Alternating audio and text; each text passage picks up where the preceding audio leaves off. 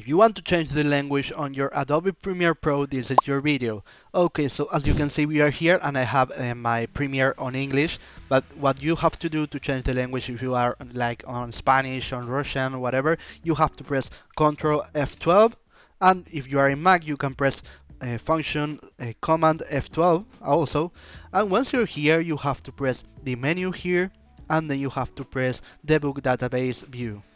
Excellent. So now in the search bar, you have to find language and you have to see that we have application language.